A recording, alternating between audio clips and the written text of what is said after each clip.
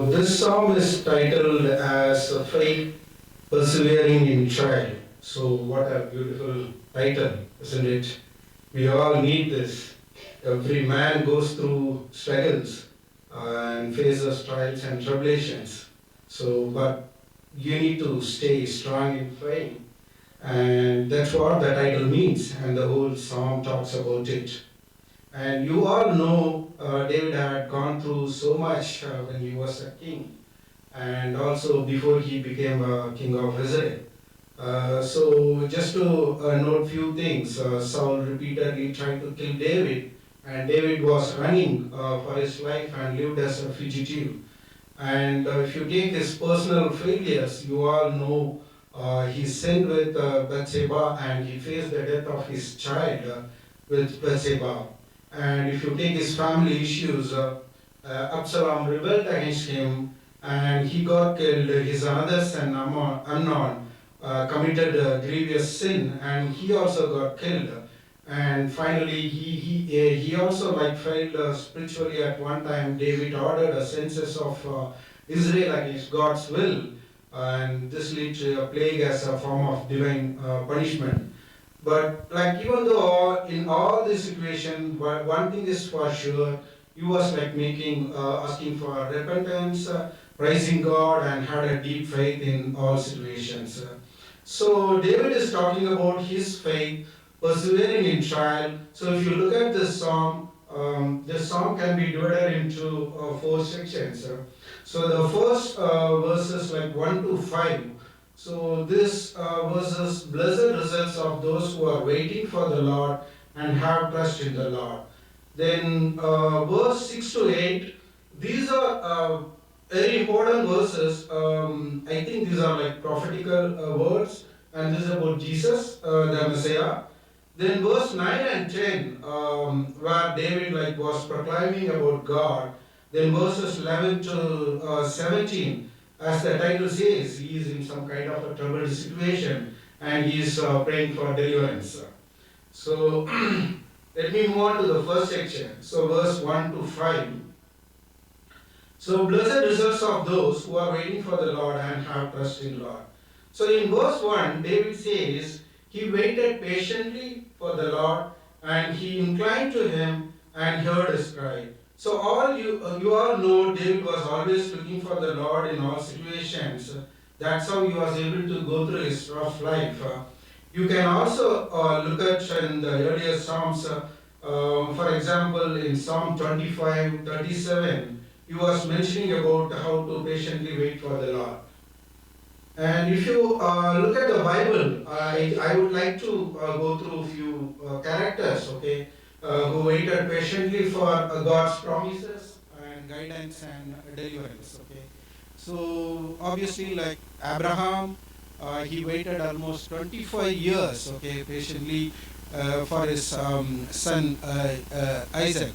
So you can read that in Genesis chapter 12. So Genesis chapter 12, so verse 12 says like this, I will make you a great nation, I will bless you and make your name great, you shall be blessing. Then if you read on the verse 4, so Abraham departed as the Lord had spoken to him, and Lot went with him, and Abraham was 75 years old when he departed from Haran. And if you read the verse 7, then the Lord appeared to Abraham and said, to your descendants I will give this land. Okay. So this is the promise God made him when he was 75 years old. Then I'm just moving on to chapter 21. And in 21, if you read through the verse, I believe from 5, I think 5, yeah. Now Abraham was 100 years old when his son Isaac was born to him. So, and the second, you all know David waited for so long to become the king of Judah and Israel.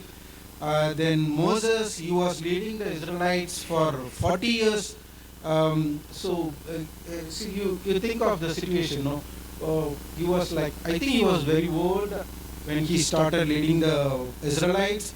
Then he waited for 40 years in the wilderness and take them to the promised land. Then if you take the New Testament, you all know about like Simeon and Anna. So two elderly believers, they waited for their entire lives to see the promised Messiah. They finally witnessed Jesus as a baby when he was brought to the temple. So like this we can see many more like Job, Hannah. So God's plan often require patience, but they are always perfect. Even when promises seem delayed, God is faithful to fulfill them. Moving on to verse 2. So here David is like comparing his situations to a horrible pit and miry clay. So you need someone around you to come out of a pit or miry clay. So miry clay means like it's kind of a muddy thing or a soggy thing, right? So in our life we might be in this situation, but don't worry, we'll be pulled out of it and our feet will be set upon the rock. You all know our rock is nothing but Jesus. So moving on to verse 3. So he has put a new song in my mouth, praise to our God. Many will see it and fear and will trust in the Lord. So this verse clearly says the reason for David, like he wrote so many psalms, right? So through all these psalms, like David conveys certain things. So all these psalms, like he is worshipping the God, expressing his emotions, seeking the guidance and deliverance from God. He is asking for repentance and asking for forgiveness. So whenever he is in some kind of a situation, whether it's a sad situation or a happy situation, he doesn't fail to put a song in his mouth, or like God has like put a song in his mouth.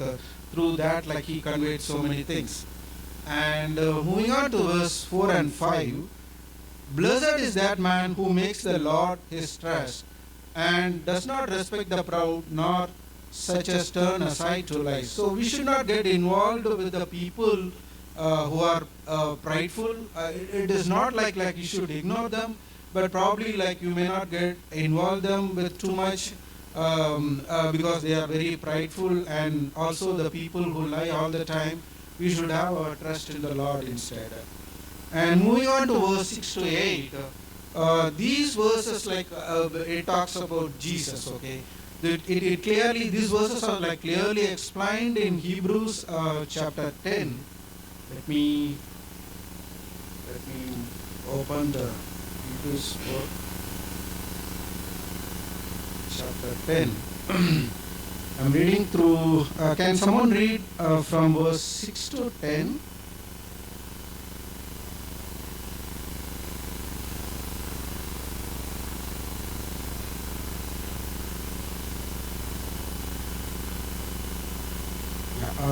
Go on, sister. Till 10.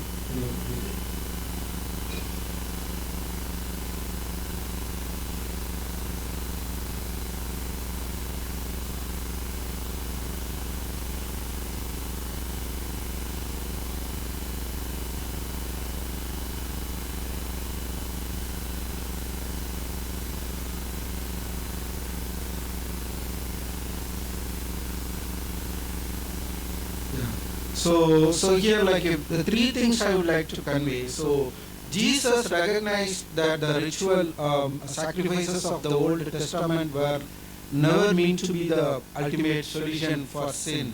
So God wanted obedience and a pure heart, not just outward rituals. And the second thing is like Jesus says this, a body you prepared for me. So this refers to Jesus coming in the flesh as the perfect sacrifice. So God prepared him to be the final offering for sin. And the third thing, he also says, I have come to do your will. So Jesus' mission was to fulfill God's will perfectly by offering himself as the ultimate and final sacrifice for sin. So moving on to verse 9 and 10, these verses tells how David was proclaiming about God. David proclaimed God's greatness, faithfulness, and power, and his power throughout his life. And let me go through a couple of places in 1 Samuel chapter 17, 45 to 47. Let me read it. Yeah. So, 45, you all know this incident. Then David said to the Philistine, "You come to me with the sword, with the spear, and with the javelin, but I come to you in the name of the Lord of hosts, the God of the armies of Israel, whom you have defied. This day the Lord will deliver you into my hand, and I will strike you and take your head from you. And this day I will give you the carcasses of the camp of the Philistines to the birds of the air and the wild beasts of the earth, that all the earth may know that there is a God in Israel." So then all this assembly shall know that the Lord does not save with sword and spear, for the battle is the Lord's, and He will give you into our hands. So another example is in 2 Samuel chapter 22. The whole chapter he proclaiming the God and praises Him. And one particular verse I would like to highlight is the verse, I believe it is 2. "The Lord is my rock, my fortress, and my deliverer." And moving on to verse 11 to 17. So as the title says, he is in some kind of a troubled situation, and he is praying for deliverance. Okay, so we can further divide this verses into 2 sections. So the 11 and 12, he tells about David's, it tells about the David's situation. He is in some terrible situation, or you can say he is in a like horrible pit, or in a middle of like a miry clay, as we saw it in the earlier verse. So he also says that there are innumerable evils around him, and also he confesses to his iniquities. He says there are more than hairs of my head. So he is asking for God's mercy. And verse 13 to 17, David is praying for deliverance from his enemies and asking God for the enemies to be driven backward and brought to dishonor. So verse 15 says like this, "Let them be confounded because of their shame, who say to me, aha, aha." I think the phrase aha, aha, it's a kind of expression by David's enemies when they hear about him, or like something like that. Okay. So finally, in the final verse, if you look at David is humbling himself before God and declaring that only God can help in this situation, and only He can deliver from all kinds of enemies or sins or whatsoever. He is praying to God not to delay.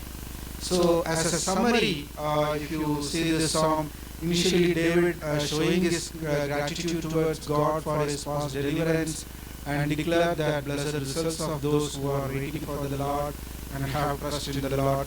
The middle verses like prophetically points to the deliverer Jesus Christ.